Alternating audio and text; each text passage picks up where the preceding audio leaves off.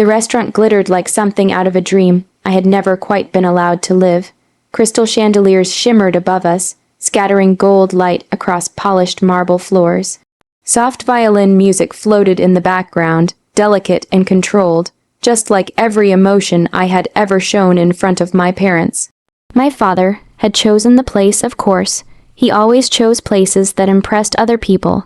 Appearances were everything to him. I sat straight in my chair, hands folded neatly in my lap, the way my mother had trained me since I was 6 years old. A lady never slouches, a daughter never embarrasses the family. Her voice echoed in my mind as clearly as if she were whispering it now. Across from me, my younger brother, Daniel, scrolled lazily through his phone, barely pretending to care about the dinner. The golden child didn't need to try. He never had to. I, on the other hand, had built my entire existence around trying. Straight A's, valedictorian, scholarships, internships, late nights helping with the family business when Dad claimed he was too stressed, canceled vacations, declined job offers, smiles that hid exhaustion, all for this family, all for their approval. Mother dabbed her lips with a napkin and smiled at me, that tight, polished smile she wore when something unpleasant was coming. "You look nice tonight," she said sweetly. It wasn't a compliment, it was an inspection. "Thank you," I replied gently. Father cleared his throat, the sound cut through the music. Even the waiter seemed to sense the shift and stepped away quickly after pouring more wine. "We wanted this dinner to be special," Father began. Special. That word had never meant anything good in our house. Daniel finally looked up, and for just a second, I caught the corner of his mouth twitching upward. A smirk, my stomach tightened. Father reached into his leather briefcase. He didn't rush. He never rushed when he wanted control. Slowly, deliberately, he pulled out a thick cream envelope and placed it on the table between us. The sound it made against the white linen tablecloth felt louder than it should have. My name was written across the front in my father's sharp, unforgiving handwriting. "What's this?" I asked quietly. Mother inhaled slowly. "It's something that will help clarify the future." The future. I suddenly felt very cold. Father slid the envelope toward me. "Open it." Around us, glasses clinked, people laughed. A birthday song began somewhere across the room. Life continued normally, beautifully, while mine tilted off its axis. I opened the envelope carefully, aware of how steady my hands looked compared to how violently my heart pounded. The first word I saw blurred my vision: disownment, legal documents, official seals, signatures already waiting for mine. A formal declaration that I was no longer recognized as their daughter, that I would forfeit any claim to the family estate, assets, or business, that I was choosing to sever ties by refusing the engagement proposal arranged for me. The investor's son I had politely but firmly declined 2 weeks ago. My throat tightened, but I forced myself to keep reading. A failure to uphold family obligations, damage to reputation, unwillingness to contribute to strategic marital alliance. Strategic marital alliance, not happiness, not love, strategy. Mother's voice cut through my thoughts. "You embarrassed us. Do you understand what you cost this family?" Father's eyes were cold. "We sacrificed everything to build our name, and you would throw it away over childish independence." Daniel leaned back in his chair, watching me like this was theater. "This is for the best," Father continued. "If you sign tonight, we'll make this quiet, respectable." If I signed tonight, the implication was clear. Refuse and I would lose not just my inheritance, but my family entirely. The old me would have panicked. The old me would have begged. Instead, I placed the papers back inside the envelope carefully, precisely. I looked up at them, really looked at them, and for the first time in my life, I didn't feel small. I felt awake. I reached into my own bag. "Before I sign anything," I said calmly, my voice so steady it surprised even me, "I think you should read something too." Father frowned. "What is this?" I placed my envelope gently on the table. It was thinner than theirs, but heavier. "You wanted to clarify the future," I said softly. My eyes met his, so did I. The envelope in front of me wasn't just paper. It was years of quiet labor, invisible to the very people who claimed to own me. I thought of the nights I stayed awake, poring over spreadsheets and invoices, while my parents slept in their gilded rooms, unaware that the business they flaunted at social galas teetered on bankruptcy. They boasted of our legacy, our wealth, as if it had been born from their wisdom. They never knew it had been me keeping the foundation from crumbling. When I was 21, the company faced a silent crisis. A loan we had secured to expand operations had gone sour. Without intervention, it would have been a cascade of defaults. I borrowed money from friends, remortgaged my own apartment, and personally guaranteed a rescue deal. I never mentioned it. I remembered Daniel laughing at me that summer when I refused to join him on a luxury vacation. "You're obsessed with them, aren't you, with Mom and Dad?" He'd sneered. I had only nodded. I knew the truth.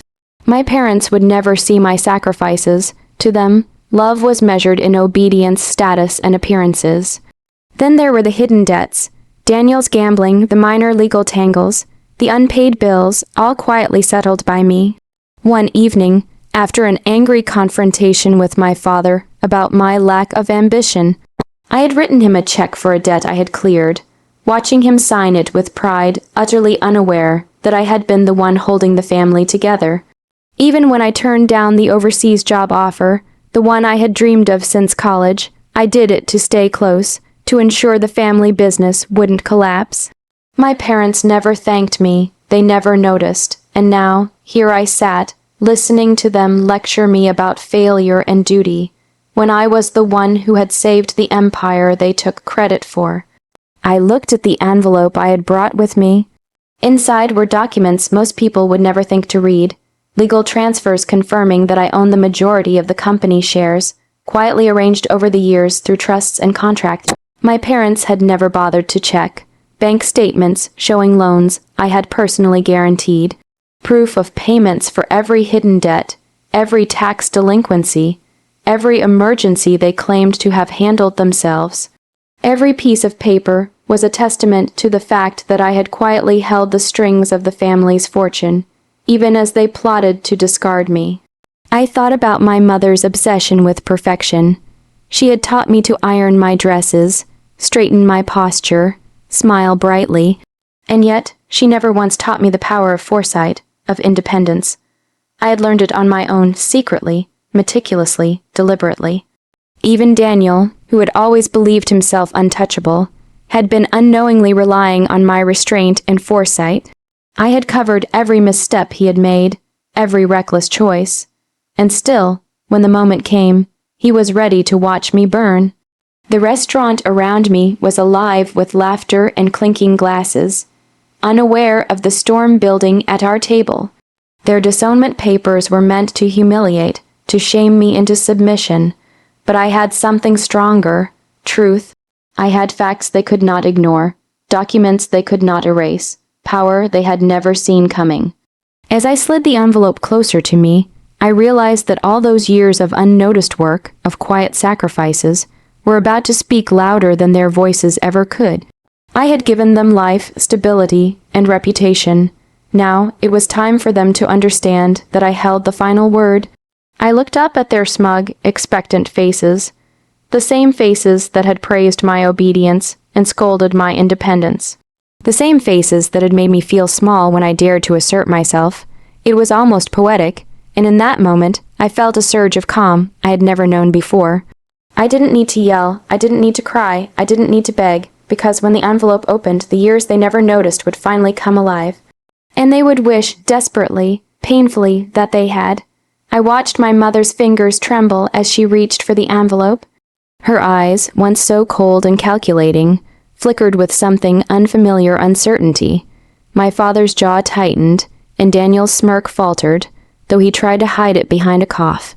For the first time that night, the air at the table felt fragile, like it could shatter with a single word. I didn't rush. I never rushed. My life had been a lesson in patience, in waiting for the right moment to act.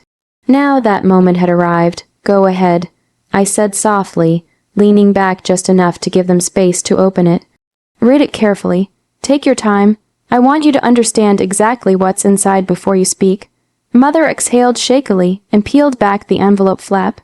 The papers inside were crisp, official, impossible to ignore.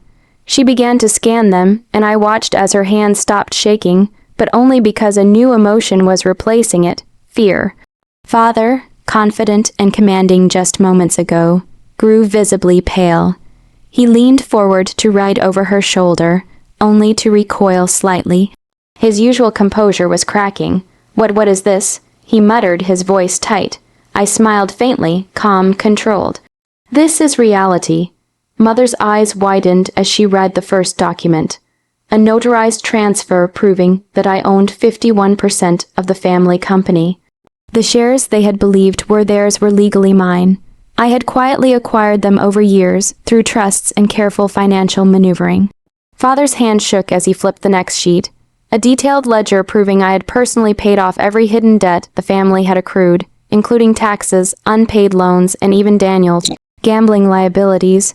Every emergency he thought he had hidden from them had been managed by me. And this, I said, holding up the final paper, is a letter from the bank. I let the words hang in the air, stating that if I withdraw support, the company will collapse within 30 days.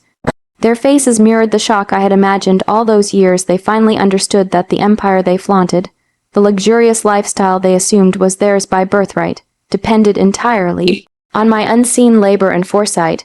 Daniel finally spoke, his voice sharp and angry. You can't do this. You've been hiding this from us. How dare you?" I raised a hand, cutting him off gently. "I didn't hide it. I sustained it. I saved it. You've spent your whole life thinking this company, this fortune, was yours because of you. But it's because of me, every single step." My mother was crying now, silent tears sliding down her cheeks. Her hands shook as she tried to cover them, futilely. My father's lips pressed into a thin line, and for once his eyes betrayed panic. "You disowned me first," I said, my voice steady, calm, and utterly final. "You said I was unworthy, that I had failed you, that I didn't deserve this family or anything in it. You wanted me gone. Tonight you get to understand what that means." I slid the documents across the table. "I've already submitted the paperwork to restructure ownership. These shares, the control of the company, all of it. It's legally binding. You can't reverse it without my signature." Silence fell. The waiter paused mid-step. Sensing the tension like the rest of the world had stopped. The only sound was the faint hum of the restaurant's music, inconsequential now, drowned out by the weight of the truth at our table. Mother looked at me, her voice barely a whisper. "Sweetheart, please." I shook my head. "Sweetheart, that name doesn't belong to you anymore. It hasn't for years." Father's voice was a low, strained growl. You've destroyed everything. I've preserved everything," I corrected calmly. "And now, for the first time, you'll do exactly as I say if you want to remain part of it." Daniel's eyes darted between us, rage and disbelief battling in his gaze. He opened his mouth, but no words came. For the first time, the people who had made me feel small, unworthy, and invisible were the ones trembling. For the first time, I held the power, and the best part, I didn't need to yell. I didn't need to humiliate them further. All I needed was the envelope. The knock on my apartment door came just as the sun dipped behind the skyline, painting the city in soft shades of gold and gray. I knew who it was before I even looked through the peephole. My parents, and Daniel. No designer clothes.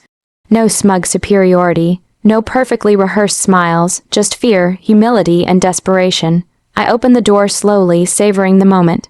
Their eyes widened when they saw me standing there, poised, calm, and undeniably in control. My hair was pulled back, my posture immaculate. But it wasn't the outward perfection that commanded attention. It was the aura of someone who had finally taken her power. "Mom, Dad, Daniel," I said softly, letting each name linger. "Please come in." They shuffled inside, taking hesitant steps as if the floor might give way beneath them. Daniel avoided eye contact, fiddling with his hands. My father's shoulders were hunched, his jaw tight. Mother's face was pale, her usual air of composure stripped away. "Look," my father began, his voice unsteady. We didn't mean save it." I interrupted gently. "You didn't lose your daughter tonight. You lost her years ago." Mother whimpered, and Daniel's lip quivered. For the first time, the three of them looked small in my presence. Not because I was bigger than them, but because I no longer needed their approval to define my worth. "You've come here to beg," I continued, my tone calm, almost tender. And that's fine, but understand this. The power in this household, the control over the business, the decisions about its future, they are no longer yours. Father swallowed hard, his throat moving nervously. Pleased we were thinking about the family's reputation, about the legacy you claim, I asked. The one I preserved while you slept in luxury, the one I saved while you ignored the debts, the taxes, the threats to the company. They said nothing. Words had abandoned them. Mother finally whispered, "We were wrong. We see that now. Please." I shook my head slowly. "Seeing it isn't enough. You need to accept it. I've already submitted the paperwork. The company is legally mine. The shares, the control. They belong to me. And you can either retain modest positions under strict contracts or walk away forever. There is no middle ground." Daniel's eyes widened, and for the first time, I saw fear in him. Not the arrogant, cocky smirk he always wore. Genuine, raw fear. Father's lips pressed into a thin line. "And if we refuse, you leave," I said simply. Nothing more, no drama, no crying, no anger, just the truth. I've spent years preparing for this moment. The company, the reputation, the fortune, they all exist because I wanted to preserve them. But I am done preserving your ego. Silence followed, heavy, suffocating, yet strangely liberating. Finally, they nodded, one by one. Their signatures went onto the contracts I had drawn up, detailing their modest positions and limitations. Each stroke of the pen was a reminder that I had emerged unscathed, unbent, and in full command. When it was over, they left my apartment quietly, their heads bowed, shadows of the people who had once tried to control me. Daniel gave me a brief, almost sheepish nod. My father avoided my gaze entirely. My mother's lips quivered, but she didn't speak. I closed the door and leaned against it, breathing slowly, letting the weight of the evening sink in. For years, I had lived in a world where my every action was judged, my every choice measured against impossible standards. For years, I had sacrificed, endured, and remained unseen. Now, they had seen me, not as a daughter to be controlled, not as a disappointment to be cast aside, not as a shadow in their gilded lives, but as a force they could not ignore. Days later, I walked into the company headquarters in crisp, confident steps. The staff greeted me not with fear, but with respect. Not with whispers, but with acknowledgement. I was the CEO now, the woman who had quietly carried the weight of the family's empire, who had been underestimated, ignored, and almost discarded. And I smiled, not out of cruelty, not out of malice, but because justice, quiet and deliberate, had finally found its way to me. The best revenge, I realized, isn't screaming. It isn't humiliation. It's simply winning.